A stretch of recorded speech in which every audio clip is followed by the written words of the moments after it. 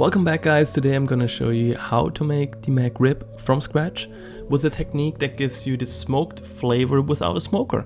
And I'm also gonna show you how to make barbecue sauce from scratch, as well as some pickles from scratch, and of course we're gonna make the burger bun from scratch as well. If you haven't already, hit subscribe up there and stay up to date, and also check out my other videos. I'm super excited for this one and hope you too, and let's get started. We're going to start with the ribs, and this will be a 2-day process, just to warn you guys. First, we're going to remove this like silver skin tissue on the back of the ribs. Just use a knife, lift it up, and then use a paper towel and just rip the whole thing off. Most places are removing the skin mainly because it's like gooey and sticky if you bake the ribs afterwards, so remove it. You will not regret that, trust me.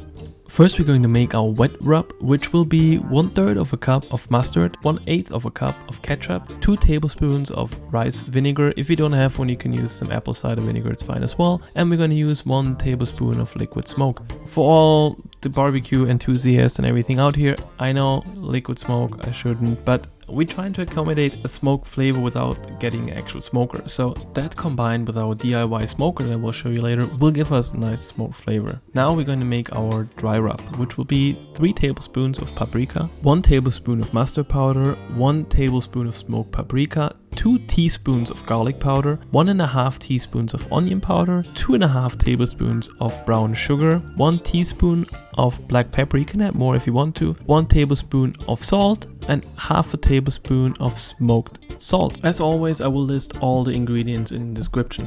Next, we're going to place 2 pieces of plastic wrap on the work surface, stick them together, and then we're going to place our ribs on top of it. I use Babyback Ribs in this video. You can also use St. Louis style ribs. Just feel free to use whatever you want. Then we're going to brush the wet rub on top of our ribs, and then we're gonna sprinkle the dry rub afterwards. I made 3 rack of ribs in this video, so I just stacked them on top of each other and then wrapped them all together with the plastic wrap. Make sure you put several layers of plastic wrap around the whole thing, otherwise the liquid that get extracted through, like because of all the salt and everything, it will leak through the plastic wrap and you will have a mess in your fridge, and you don't want that. You really don't want that. So yeah, now we should be almost done with seasoning our fridge and seasoning our ribs, not our fridge. And then we're going to place them in our fridge for 8 to 12 hours and see you guys in the morning.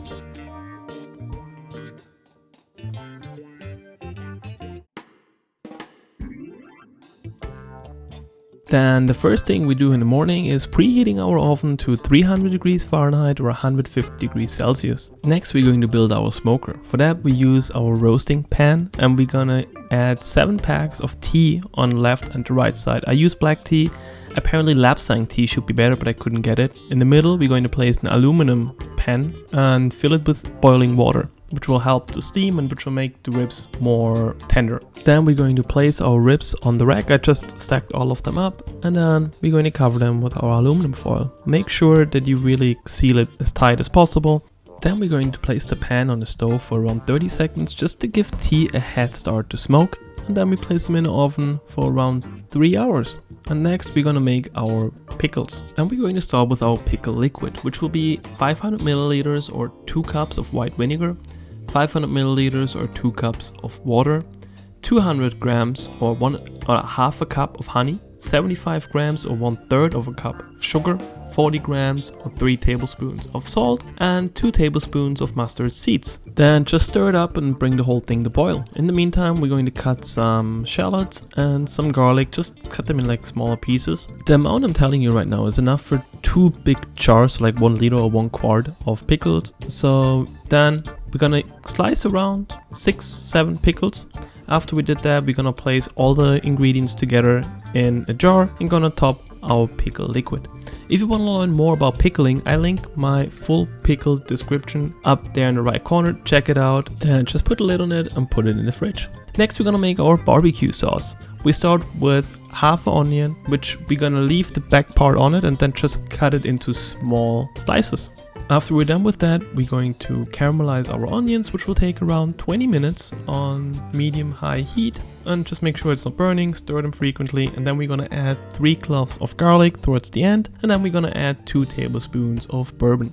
Next, we're going to add 1 can of pre-cut tomatoes, just put them in, stir it together, and then we add our seasoning, which starts with 1/3 of a cup or 80 milliliters of apple cider vinegar, 2 tablespoons of 40 grams of honey, 2 tablespoons of 40 grams of molasses, 1/4 cup or 42 grams of brown sugar, 1 tablespoon or 18 grams of salt, and 1 tablespoon or 8 grams of smoked paprika. Then you let the whole sauce boil for around 20 to 25 minutes on low to medium high heat. Just let everything nice caramelized and the flavor deepens, and then you're gonna blend the whole sauce. Use a real blender, not what I'm using here, because it will give you a better sauce. Trust me, you will not have any chunks or anything in there. Now it's time for our bun. I decided to make a Cuban roll. First, we're going to mix together all of our dry ingredients, which is 4 cups of 500 grams of flour, 4 teaspoons or 25 grams of sugar, 2 teaspoons or 12 grams of salt, 2 teaspoons or 7 grams of dried yeast. Then mix all that together, and then we're going to add our liquid, which will be 1¼ cup or 300 milliliters of tap warm water. Next, we're going to place it in our stand mixer, use the dough hook attachment, and let it mix for around 2 minutes, just that everything comes together like a sort of a dough. And then we're going to add our lard, which will be 4 tablespoons or 55 grams. If you don't have lard, you can use butter. Just if you want to make an authentic Cuban bun, you use lard, but you can get it pretty much every supermarket. And then we're gonna mix it for around 10 minutes until we have a nice dough. Just real quick, guys, I upload videos usually once a week. So if you like this video and you're curious what's coming next, just hit the subscribe button. Also, let me know what you guys want to see next. If you have any recommendations, any ideas, just let me know. Okay. Now with our dough, after 10 minutes, should be nice elastic dough, we're gonna place it into a lightly greased bowl and going to cover it with some plastic wrap.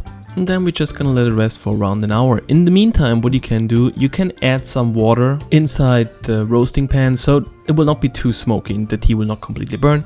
Then next you're going to punch your dough and place it on a lightly floured work surface. Then we're gonna roll it out into a long, thick, fat torpedo. Then we're going to divide the dough into 7 or 8 equal pieces, depending how big you want your buns to be and how big you want the sandwiches to be at the end. Then we're going to roll the dough into like nicely round balls with the back of our hand. And then afterwards we're gonna roll it out into small, little, thick torpedoes. And that will take a little bit, just make them a little longer. And don't worry too much if they're a little thin. They will rise and almost double in size. So then you put them on a baking sheet with some parchment paper, press them down and cover them with plastic wrap for around an hour. After an hour, you're going to cut the top with a razor blade. Originally, I think that was made with palm leaf, but we don't have that, so we're going to use a razor blade. You can use a sharp knife as well. Don't cut it too deep, just cut it in. And then we're going to brush them with some water. Next, we're going to place them in the oven by 375 degrees Fahrenheit or 190 degrees Celsius. And then after 30 minutes, or maybe a little less longer, just make sure that they're nice golden brown, we have our buns. And now take a look at our ribs. They're amazing.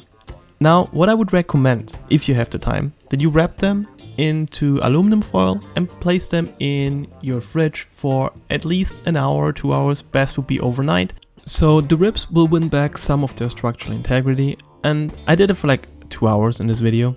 And next, what we're gonna do, we get them out of the fridge and we put them on a baking sheet, brush them with our homemade barbecue sauce, and we're gonna place them in the oven with the broiler on for around 15 to 20 minutes. Just make sure they're not burning. I also like to add another thin layer of our barbecue sauce halfway through the broiling. I would recommend putting the broiler on low, to be honest, and stay around it. Just make sure they're not burning. Really, it could ruin a whole day of work if you're not careful.